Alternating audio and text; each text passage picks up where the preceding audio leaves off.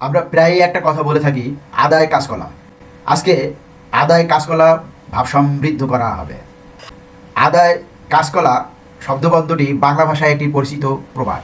এর মাধ্যমে মূলত কোনো কিছু অর্ধেক বা অসম্পূর্ণ অবস্থায় পুঙ্খানুপুঙ্খ না হয়ে কিংবা মিষ্টি ভালোভাবে না হওয়ার বিষয়টি বোঝানো হয়। এটি কোনো কাজের গড়বড় বা অস্থিরতা বোঝাতেও ব্যবহার করা হয়। তবে ভাব সমৃদ্ধ করার মাধ্যমে এই বাক্যটি একটি গভীর অর্থ প্রকাশ করতে পারে। যেমন আদায় কাঁচকলা যখন ব্যবহৃত হয় তখন আমাদের মনে হয় যে পৃথিবীতে অনেক কিছুই অসম্পূর্ণভাবে সম্পন্ন হয়।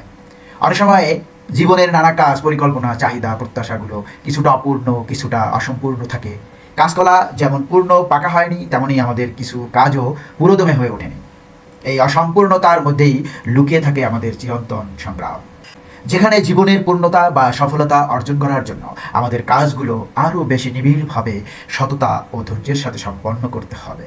এর মধ্যে একটি ইঙ্গিত থাকতে পারে, আমরা যতই চেষ্টা করি না কেন জীবনে কিছু বিষয় অতীত হয়ে যেতে পারে যা অর্ধেক ভালো হয়নি, কিন্তু সেই অর্ধেকটাই অনেক কিছু শেখায় এবং পরবর্তীতে পূর্ণতা অর্জন হয়। আদায় কাঁচকলা হয়ে থাকতে পারে পরবর্তী পূর্ণতা ও এক নতুন সূচনা। ধন্যবাদ।